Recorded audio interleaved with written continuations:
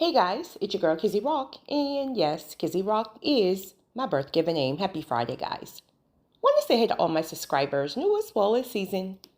I got a word for you.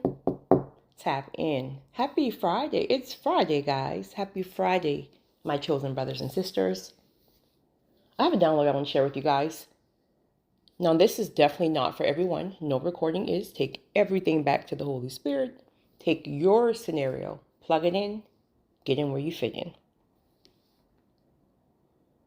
Just go. Take the jump. Take the leap. Provision and favor will meet you there.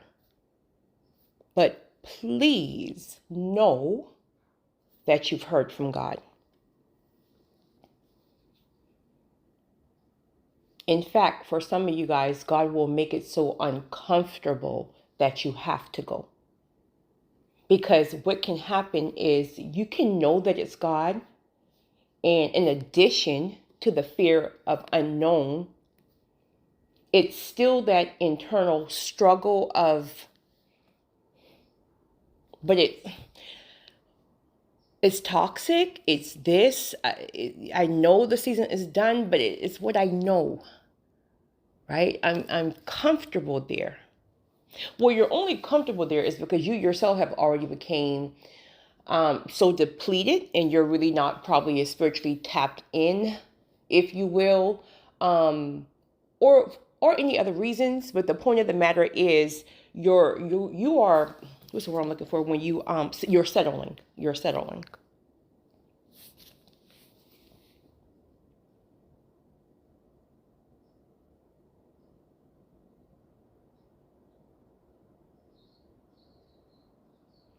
If God is really calling you to a new season, now this can be for a number of reasons. Just be because at the end of the day, right? Many of us are chosen here, and there truly is just an assignment. There's a kingdom assignment in these end times specifically for you, and God wants to use you. For others, you are in a toxic situation, and if you're not careful, that situation can become very detrimental in many different ways. And so God is trying to ultimately save your life. For others, you may have ended up in some kind of bad situation. It could just be you are currently reaping what you've sown, right? And you just ended up in some crazy situation, and before you know it, you're stuck in bondage and you can't get out of the situation on your own accord. But truth of the matter is, you caused that. This can be your sowing what you've reaped in the past. This can be a season of it's the wrath of God for you, and you've now that season is now coming to an end. And because you've gotten the lessons, because in those seasons of wrath, many times it's just about getting the lesson. We learn our lesson, if you're wise, in those seasons of wrath. You don't repeat the same thing once God brings you out of that season and give you a second chance. Now, many people do, and then they end up right back in that season, and then want to blame the devil. No, it's your character. Right? It's your evil ways, your evil mindsets. Right? So everything ain't the devil. Many things is our own actions that cause the windows of heaven to be closed over us. All right. So however you may be in that situation, it's now time to go. Maybe you toggled back and forth through the last several months, maybe the last several weeks, several days, even the last several years. And you toggle back and forth because you're truly trying to figure out, is this God? Is this God saying go? Is this the enemy? Is it a familiar spirit? Is it my flesh? Like what? I don't even know. Like I can't even hear it clearly. Well, one reason why you can't hear it clearly is because you're overwhelmed. You're overwhelmed because once a season is over, that grace a lot of the times leave when we're staying long, not in the sense of leave as if God's going to leave you uncovered, but at the same time, listen, You don't want to play with grace. You don't want to take advantage of grace over and over and over and over and over and over again. And the same, you just, no.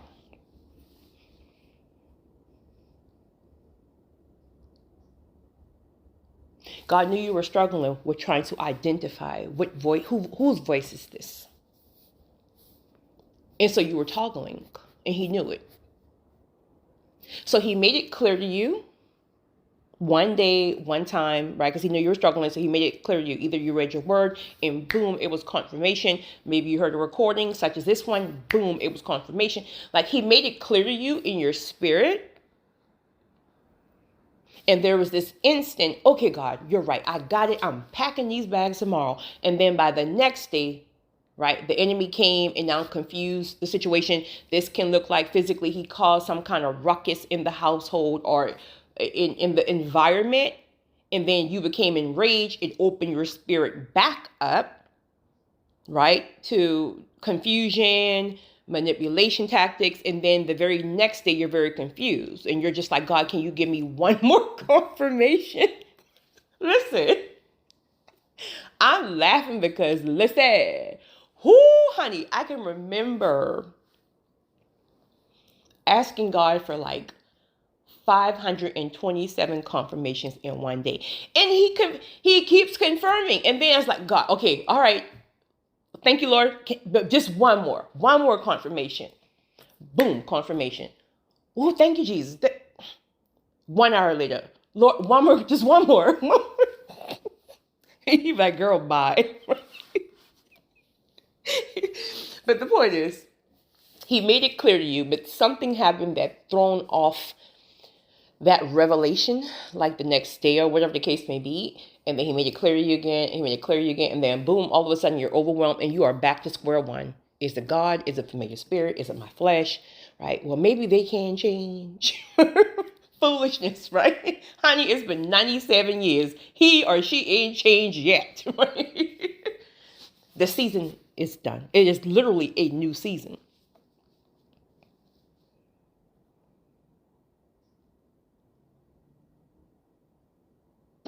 God will never tell you, there's a bird now.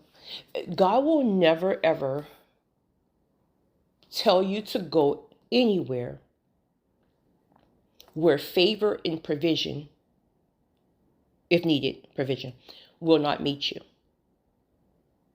God will never, ever, ever, ever tell you to go anywhere if favor and provision was already not in the blueprint to meet you. You know, I don't want to sidetrack really quickly, but I keep thinking about my vacation. I went there just because your girl was overwhelmed with just work and it just was a lot going on. My whole mindset was just to go to get a refresher. I hadn't had a vacation in a year, like a year and a half. And my job, which you guys don't hear about on YouTube, but my job is extremely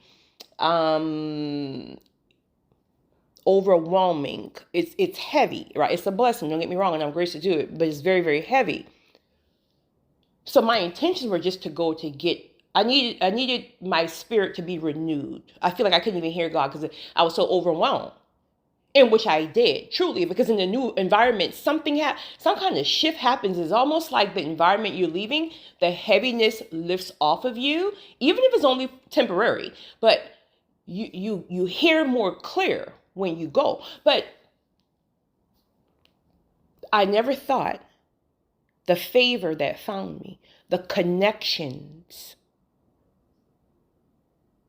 would have found me. That was not my intentions. I just needed to go and, but I mean, favor will find you. So I like to take sometimes my personal life experiences and then tie it in to the way that I deliver my messages, because that's just the way that one of the ways that I hear from God is, you know, we're spiritual beings, but he will give you like physical examples to tie it in right? However he uses you to deliver something, a word or whatever, right? We all do it we all do things differently. I'm trying to think of, never mind. All right, so some of you guys may have heard the recording a couple of days ago where I stated that I interviewed a staff, not the one who, listen, one of you guys commented in the comment section. I'm not speaking about that staff, but really quickly for those of you who didn't hear. So I was interviewing some staff, right, last week. I'm going to show you how your trauma can self-sabotage you. So one of the staff members, we were emailing back and forth. So she sent me over her resume and all that stuff like that. And so in the email, I asked her to, if she hadn't herself already downloaded her background check and her drug test, et cetera, not drug test, your background check. So if she hadn't already attached it to her email, that we'll discuss it when I call her. So when I called her and I asked her, I said, hey, I didn't get your background check. I said, now, please just be real and honest and transparent with me. Because with me, a lot of the times, God will allow me to oversee things in the sense of someone else's resume may look better, but if it's some kind of way spiritually connected where he wants to open the door for a person, through obedience, I have to deny the one that looks better on paper.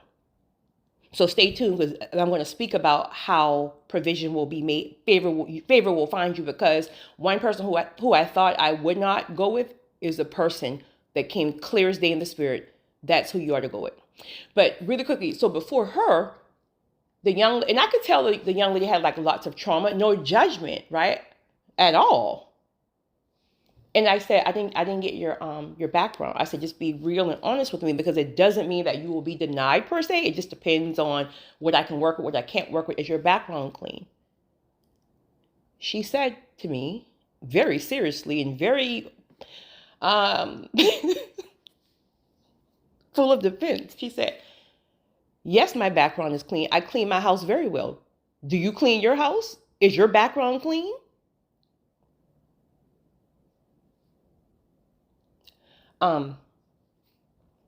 Ma'am, I was referring to your, but you have a great day. So anyway, but let me fast forward really quickly to this good sister. So I had stated in the recording that I met this young lady who was running from a very, very, very abusive, narcissistic relationship. So much so that when I spoke with her, I can see almost like if it's not the grace of God covering her, her mind would have slipped. In fact, I don't want to speak it, but you can tell there's something's going on. A narcissist can snatch your mind right from under your feet. A narcissist can snatch your mind if you don't move when God says move. They mess you up so bad. So of course it starts with what? And this is her situation with many others. It starts with love bombing.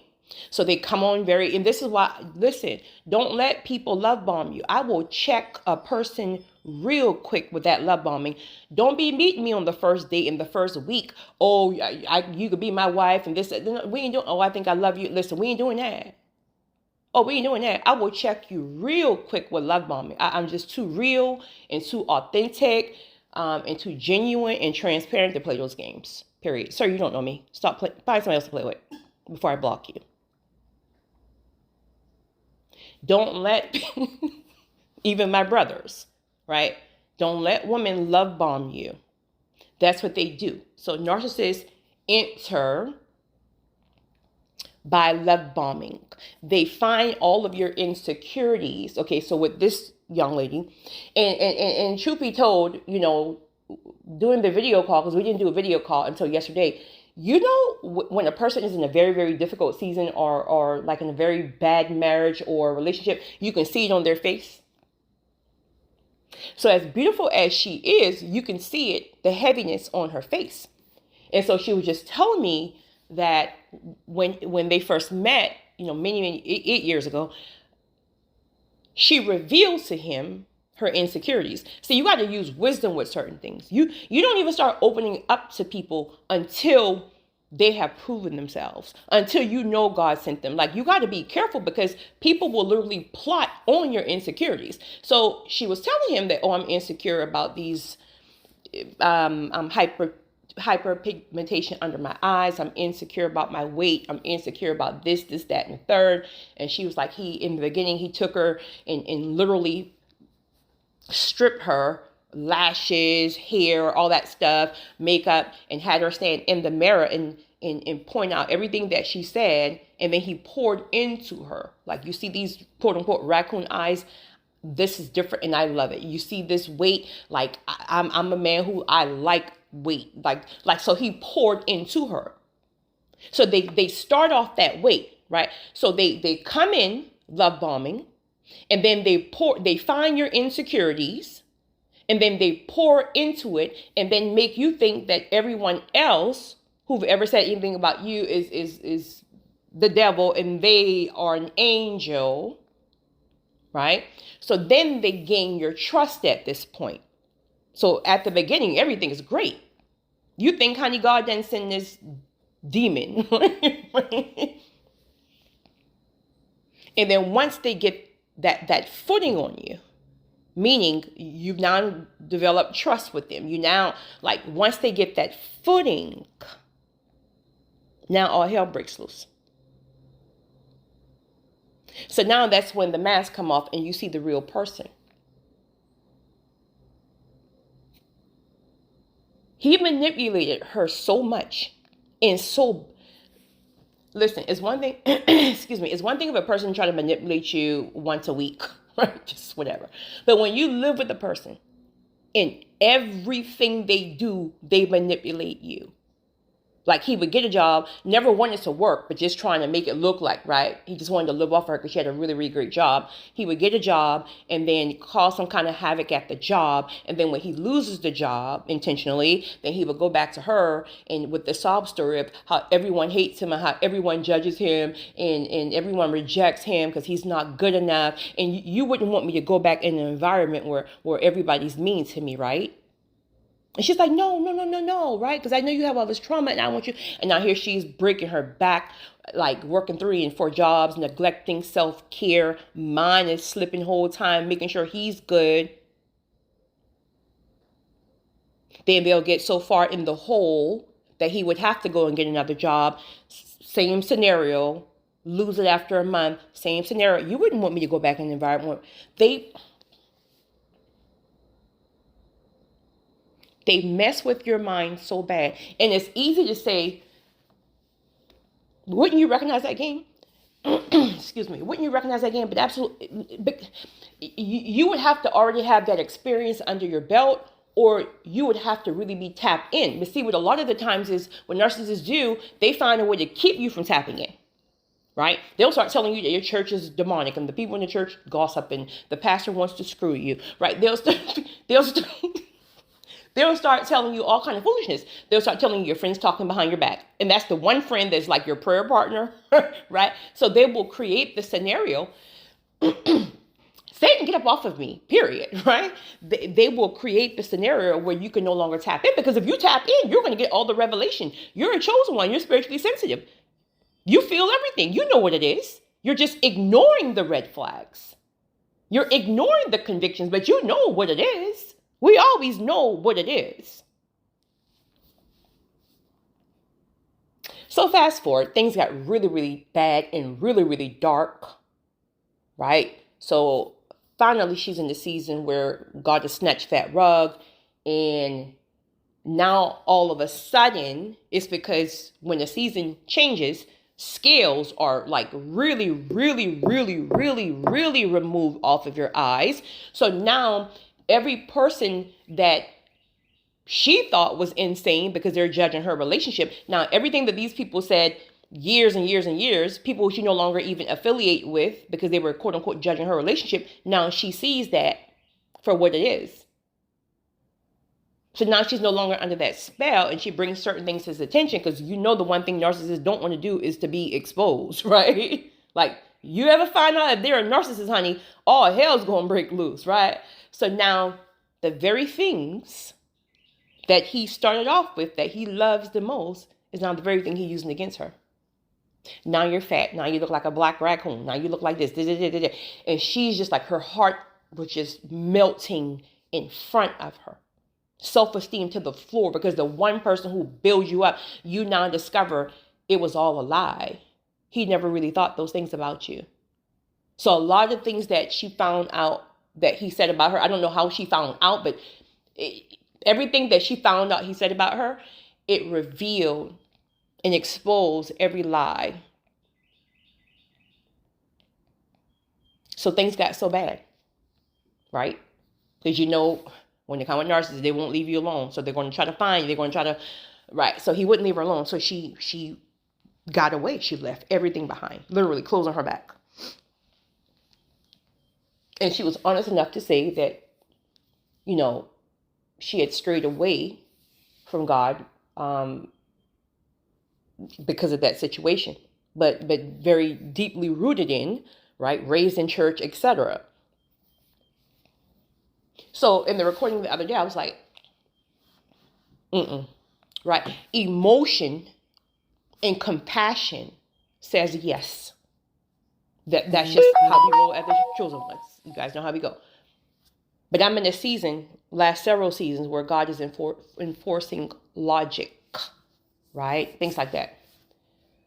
So everything in my emotion and compassion was like, Lord, like,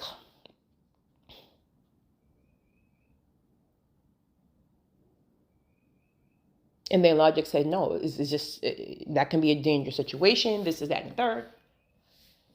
So I said, no. I didn't tell her that, but my point is I said it in the recording, but just yesterday. Stay tuned, because I want to show you how God is going to make send favor. Favor will find you. So I did send her a message, an email. I didn't say no per se, but what I was trying to do is I was trying to prepare her, because she was so excited, and I can tell that it's almost like she felt so like, oh my goodness, like not only the job, I mean, I just love your spirit. Like I feel so safe with you and right? And so I wanted to find a way to prepare her. Like, hey, I'll give you a call tomorrow at 5, for a second interview, but I have 5 more interviews prior to yours, right? Just preparing her to let her know, like, you don't have the job. And in fact, there are other applicants that and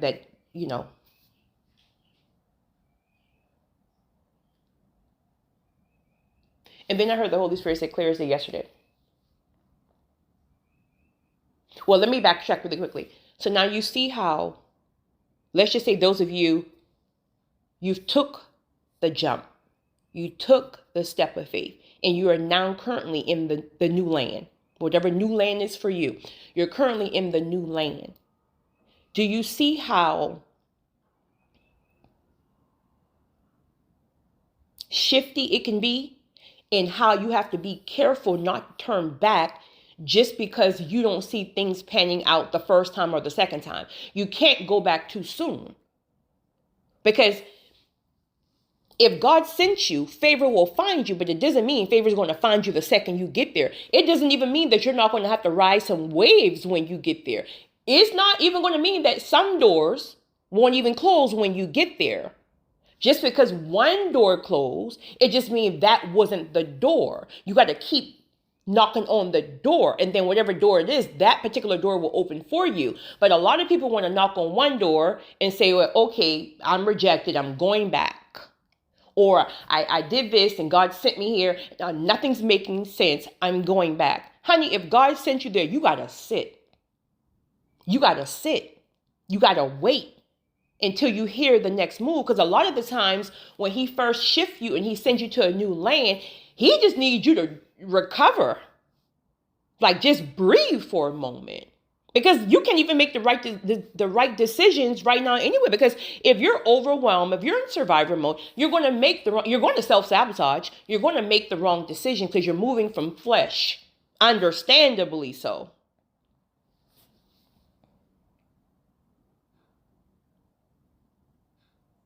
So if you find yourself toiling too much in your flesh and you're getting very like aggravated and like now, listen, I'm a firm believer in faith without works is dead. You got to do something unless you heard clearly. Because sometimes God will tell you like, be still, for real, be still. I got this. But then there's times you got to partner. You got to partner with God. He'll say, go here, go to this place, try this, apply to this one. All right, this one rejected you. Go here. Like you got to get to the point where it's a partnership. But then if you get to the point where you feel like it's like seriously, it's overwhelming and it's confusing and it's like that, you got to peel back for a minute. You got to get still for a minute. And then that still small voice will come upon you. It may not be the same day. Right? That's your survivor mode freaking out. It may not be the same day, but you're going to feel that. I forgot to say this. See, sometimes God will push her back up against the wall, right? And see what he's doing too. He's building your faith. I forgot to say this. She actually applied for the job the very same day that I was removing it. What if she had dragged her feet and said, well, I ain't feel like this today. I don't feel like this today. I'll just do it tomorrow. Things are time sensitive.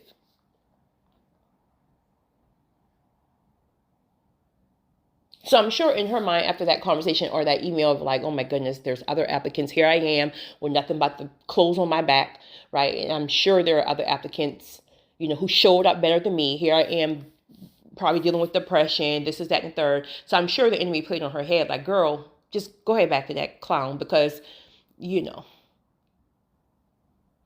mind you's already struggling at this point because you're struggling. Because even though you don't like this person, even though you know it's a narcissist, even though you know it's the most demonic thing you've ever experienced, you're still spiritually tied. God haven't healed you yet. You just got away physically.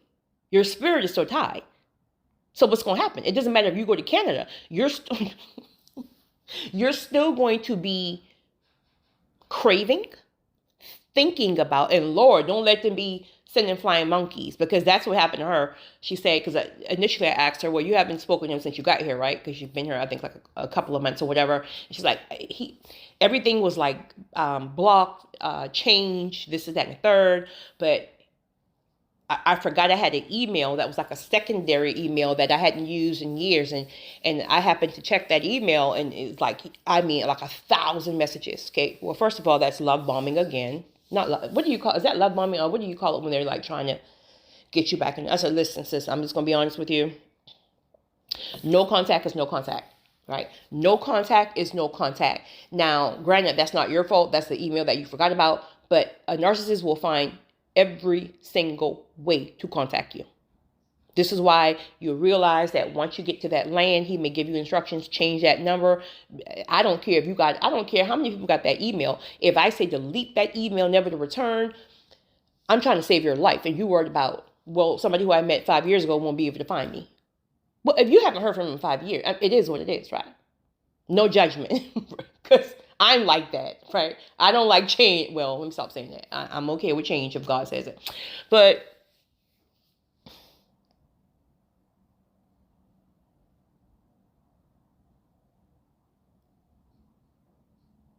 God convicted my spirit.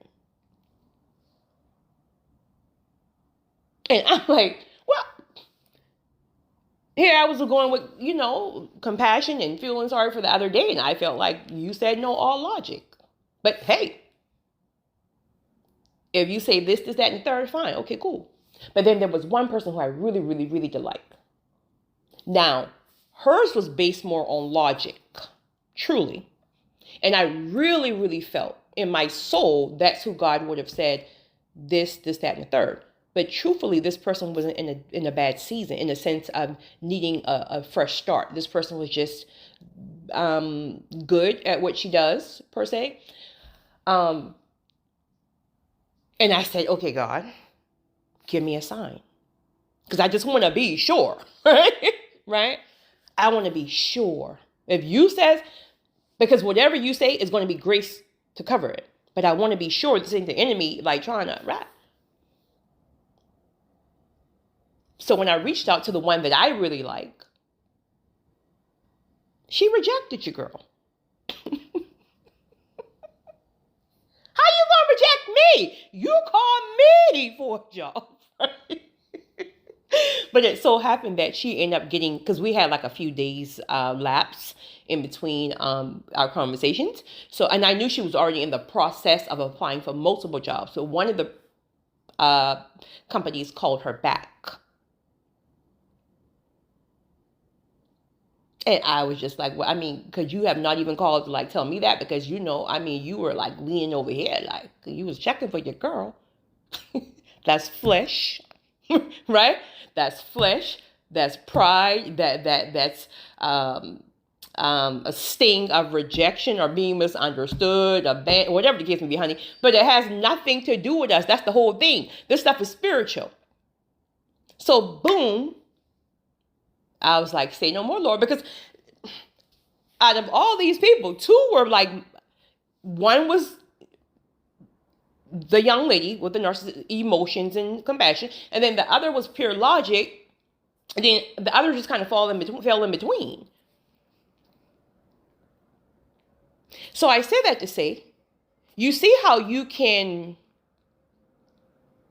be applying, like you're in a new land, right? And you're applying for something, let it be, you're trying to get a home, a job, just whatever. You're applying for things. And then it's like you feel like you're getting rejected, right?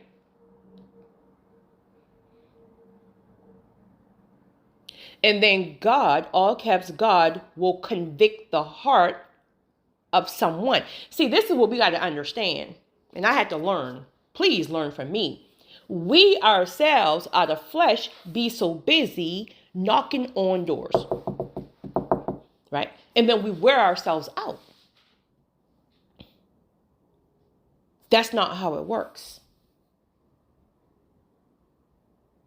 Even when it is, oh my God, it's so tough for visionaries because you see it so clear, but it may not be the time.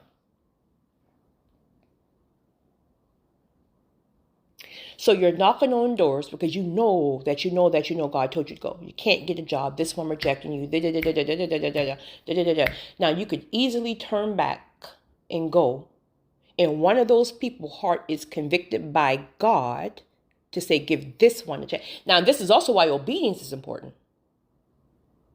This is why obedience, because we have free will. I can say, no, Lord, I don't know, because I ain't got time for this, that, and the third, right?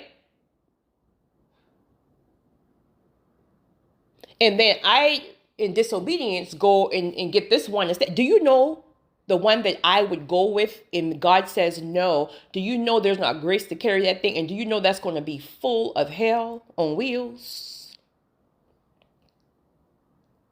Grace will always cover you if God has called you to it. Obedience is important because many times God is trying to do something in a person's life. We're just vessels. He has to use us as a vessel.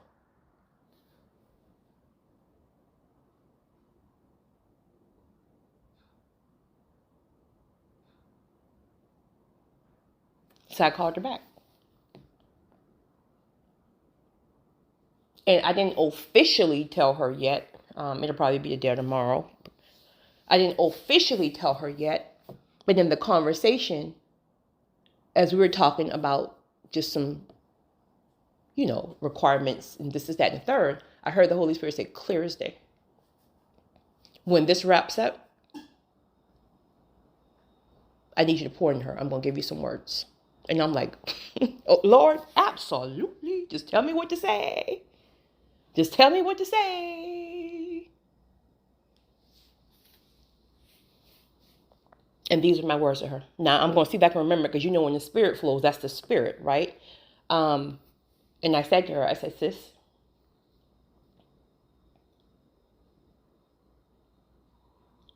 God knew you were too weak to leave.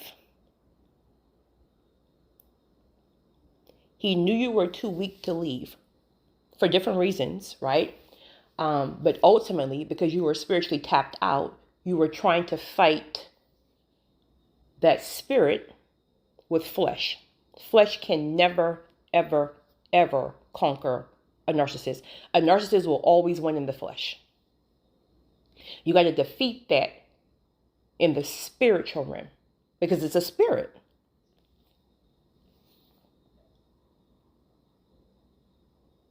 So because you were tapped out and hadn't been to church or uh, uh,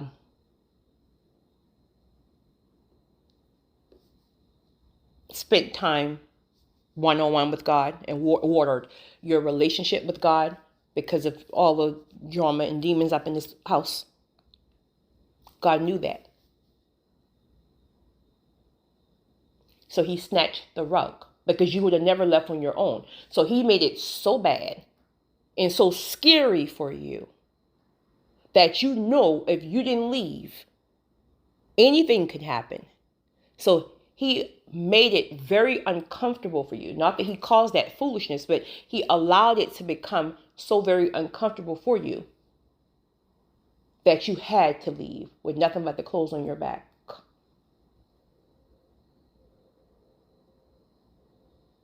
Hear me and hear me well.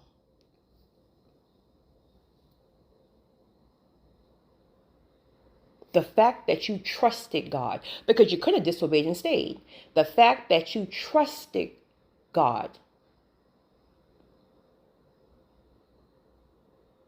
he had already made the favor and provision for you along the way.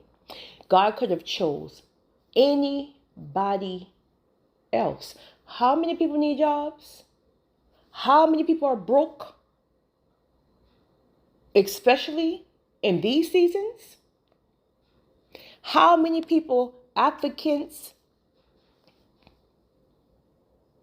were in that had things together? And here you are with the application that is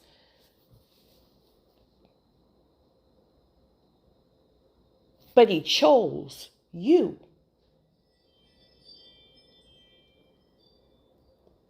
Even when you weren't even tapping in. The others may have been tapping in, but he chose you. So do you see how loving God is? Because religion will make people think that God is a God. He hates you. And don't get it twisted. Or you can get it. Or you can get that wrath. Play with it. Play with it. But God is a loving, understanding, patient God. I said that narcissists and those demons, now I don't know this is everything the Holy Spirit has given me, had you running away from God in that house because they knew you would ever tap back in. So because you were raised very heavily in religion and in church, you were too ashamed to go back to God. You were embarrassed. You thought God wouldn't forgive you, and you kept trying to run from God, all while those demons were eating you alive. And the tears just started flowing. I'm talking about uncontrollably flowing.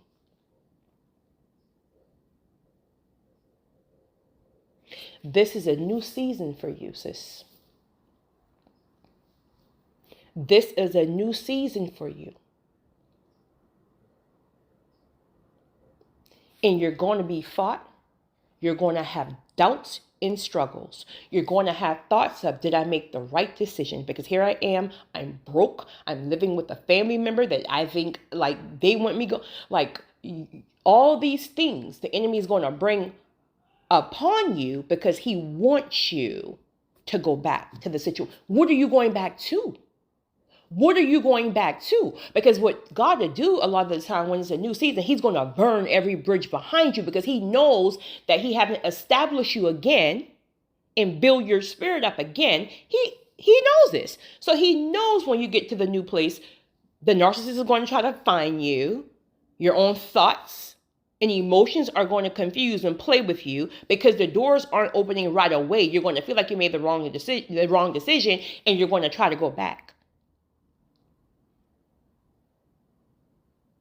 But what are you going back to? A demon?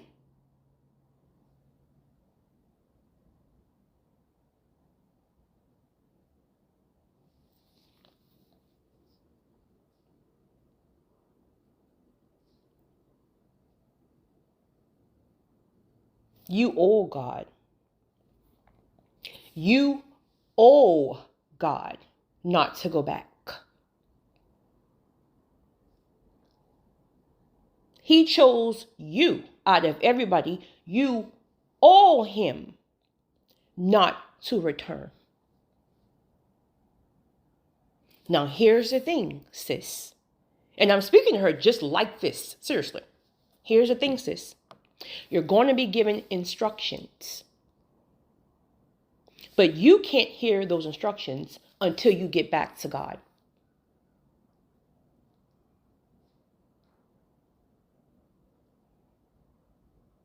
Those instructions can look like no contact is no contact. That means if you got to change, I'm talking about delete, get everything new. Get completely off of social media. Your instructions are going to be very, very, very uncomfortable. And you're not going to want to do it. Because a lot of the times, flying monkeys are going to be people who you're very fond of. And the narc will use to keep you tied. There may still be money some kind of way invested in. God says, cut up that whole credit card.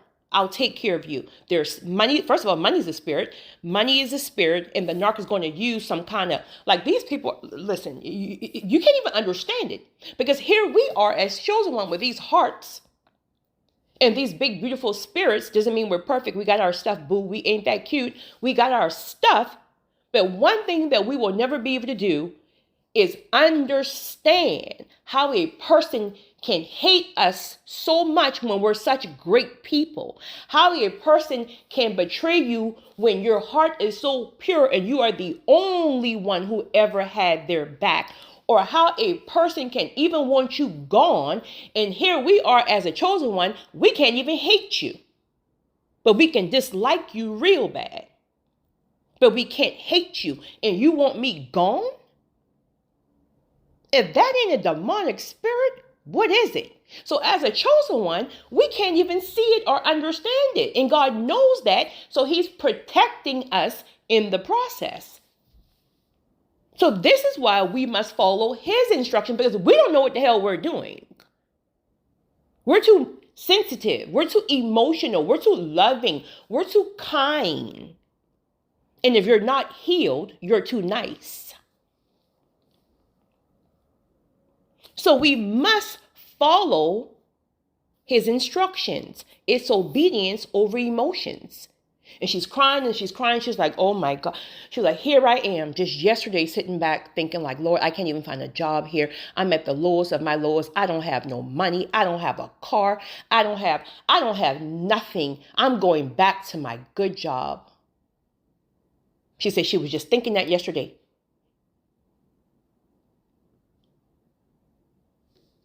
And I said, look at the enemy. Look at the enemy. Got you worried about a job that God already have lined up for you. Look at the enemy. Got you worried about a job when somebody's trying to take you out. How are you going to get to the job if you're not even here? If he took you out, how are you going to get to the job?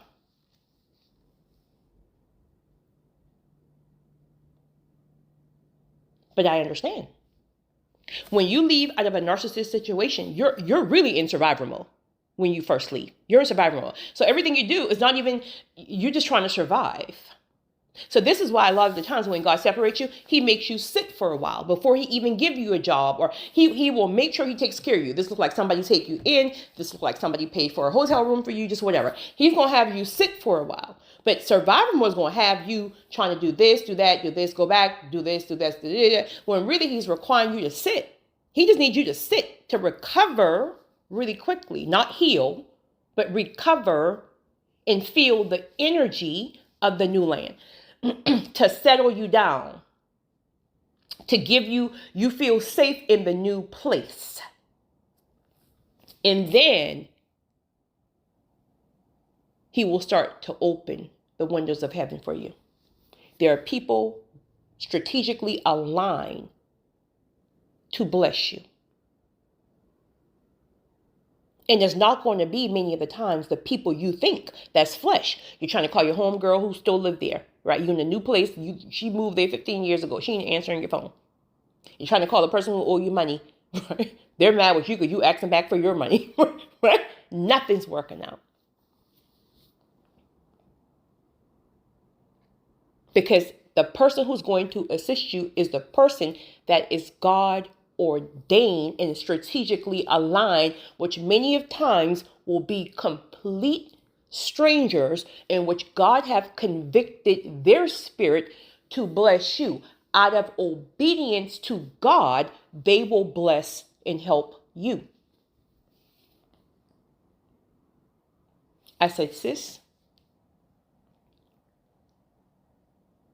the crazy part is that all those jobs that you were telling me that you were applying to, because she was telling me she had applied there, all these would have been like corporate jobs that would have had her working like 60 hours per week. Like, I'm talking about like very, very busy on her feet the whole time. The job that I'm offering her is a very, very, very, very laid back, lots of downtime, where she would have that time to connect back with God one-on-one. Now, when you connect back with God, now you're going to start hearing your clear instructions. These instructions are going to be things that help you throughout your healing season. Throughout that healing season in the new place, in the new land, He's going to rebuild you. You were at ground zero. So now He's going to rebuild your confidence, rebuild your self-esteem, get you back involved with purpose and calling. Most importantly, right, develop that relationship back with Him that the enemy kept getting you, try to run and hide from Him like He didn't know what you're doing to begin with. Where you running at? What can He see? And you want to hide behind a tree? Your girl got bars.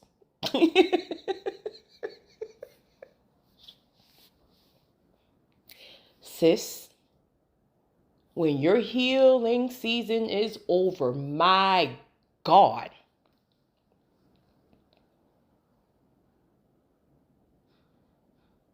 not only will you encounter due season, you will encounter a season of speed and acceleration. Meaning, when you start over, once you get up out of the healing season, when you start over, it's not the mindset of I'm going to work really hard for 3 months, do overtime just to buy me my first living room set. Honey, it's going to be given to you. It's going to be given to you. The same way God gave you favor with the job, He's going to give you favor with the home. He's going to give you favor with this, that, and the third. You're going to now meet your God-ordained partner, if that's what He has for you. You're going to meet your soul tribe in the new land. You ain't going back. Now, again, we got free will, but you ain't going back. It's only up from here. And then before you know it, welcome to due season. You guys have a great one. It's your girl, Kizzy Rock.